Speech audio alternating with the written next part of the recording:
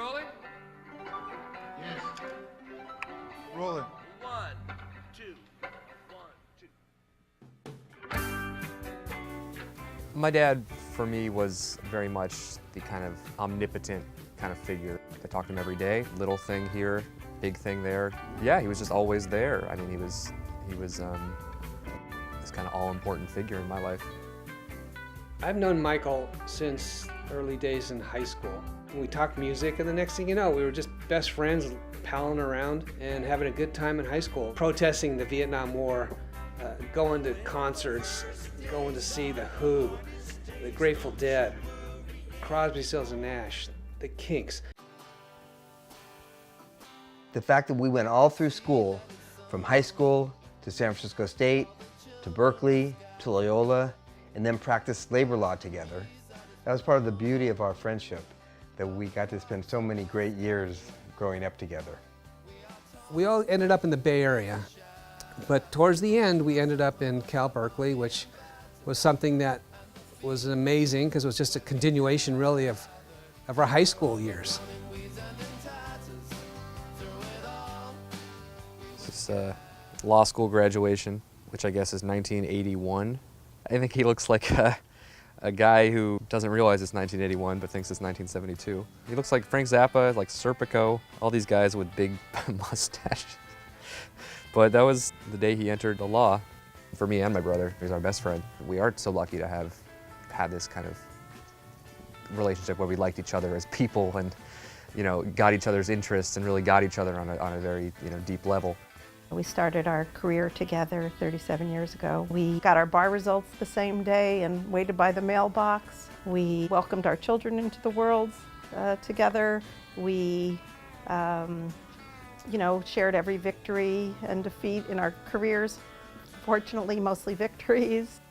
I started working at Schwartzstein Sapir as a law clerk back in 1989. Michael Foer was the best boss. He was so open and so helpful and easy to talk to. He made people laugh. Just his personality had a way of disarming other people and making people feel super comfortable around him.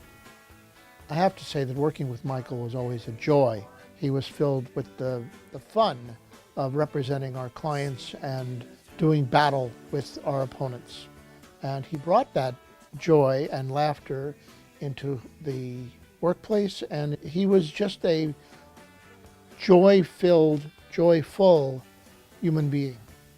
He had boundless energy. He went wherever the work took him. Michael's warmth, his decency, his authenticity. For some clients, he became part of that sort of ad hoc family. He spent as much time with clients as he did with us. Michael didn't view the membership through the prism or the lens of the law. He viewed the membership as working men and women and their families and their community, and then tried to figure out a way that the law could come in to protect and defend them. This wasn't just a job, it was a labor of love. You would see him on the picket line. You would see him, you know, in the back of the room at the board meeting, listening to the strategy. So he gave everything of himself to everything that he did, and he loved it. Michael was really a pillar of the labor bar. He could answer both based on what the law was on the books and what the law really meant in action, and that is a really rare thing. In arbitrations, he was the best defender of workers. Everyone liked him, particularly our members. They were often had been terminated, trying to get their job back, and the managers often were squirming in their seats, having to undergo the cross-examination that Michael did. Whether they won or lost their cases, they felt that Michael was the best defender they could have had. Michael realized that if he was successful, that client would get a job back and would have to go back and work day to day with the same people that Michael had to cross-examine. Michael always kept in mind that it was the client he was representing. It was the client that needed to be the focus of it, not Michael.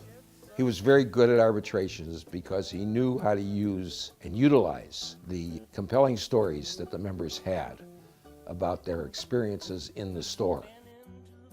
Michael, he was everywhere, involved in everything with everybody. In our labor lawyer community, I can't think of people who are more known, respected, and loved than Michael Foer. I want to give the whole picture of him. There was the sensitive, artistic side of him. He loved music and film, and he thought life was without artistic sensibilities, that life is kind of meaningless.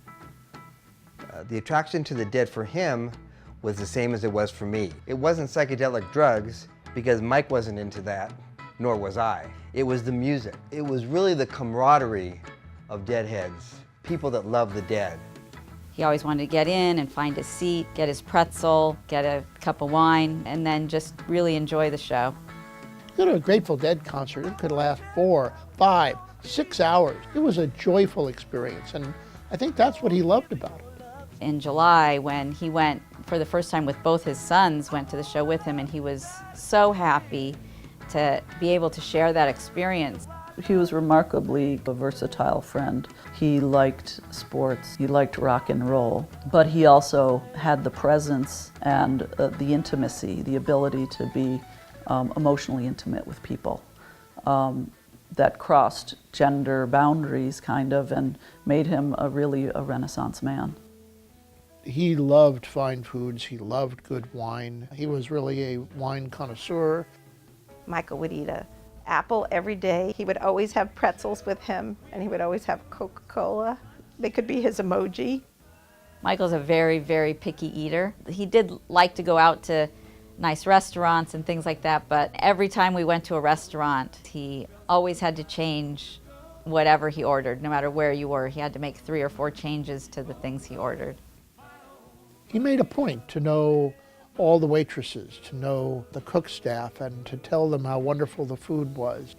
I enjoy a wide range of cuisine, and he did not. That was the funniest part about it, was he thought he liked everything, but he really didn't. But if you asked him, he'd be, oh yeah, I love dining out, I love food, and whereas in reality, he pretty much subsisted off chicken and salmon and romaine lettuce for many years. And water, a lot of water. Michael was a great baseball fan in that he wasn't a guy who showed up in the 3rd inning and left in the 7th and then proceed to watch the complete game, whether it was 8.5 innings or 14 innings. All of a sudden, he's the guy at the top of the order making things go. My brother, my father, and I were at a Dodger game. There was a foul ball. Zane's very young at the time, and he gets all excited. He's like, oh, I'm gonna catch this fly ball. And this guy grabs the ball like right in front of Zane. At the time, my dad doesn't say anything to the guy, but sure enough, a week later, Zane gets a ball signed by the player who hit that pop fly. So my dad had gone in and talked to somebody at the Dodgers, without saying anything at the time. It was a pretty good story.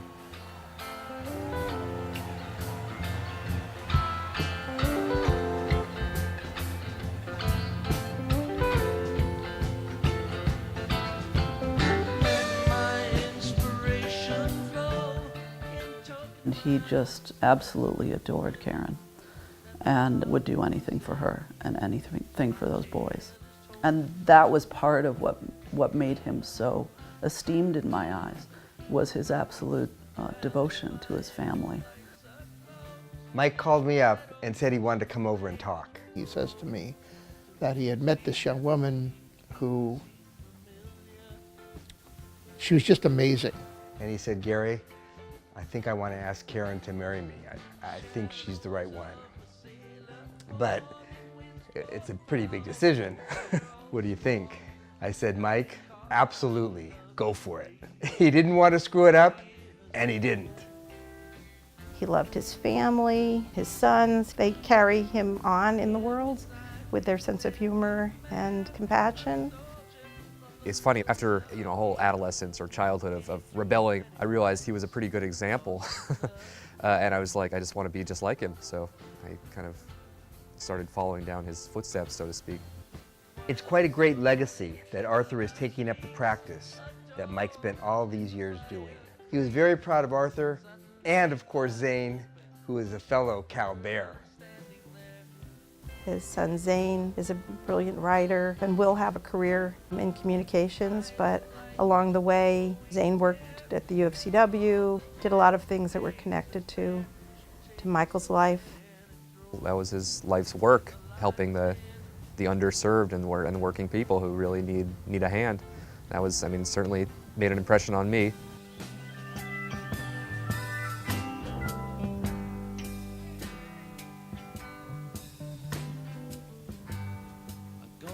He was part of 770 and will remain part of 770.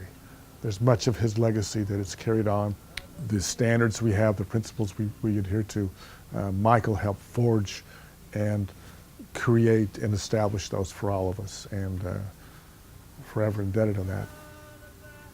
Michael did have a huge amount of integrity and an appreciation of humankind, that we're all humans in this together. And that's the way he lived his life, I think. I wish that words could do justice to the man that he was. I miss him terribly, but he lived every day. There's no regrets about that. And he knew about how much everyone loved him, so nothing got left unsaid in that regard. Michael, if you were here, I would just tell you that I loved you like a brother. I'm just gonna miss you. I miss you.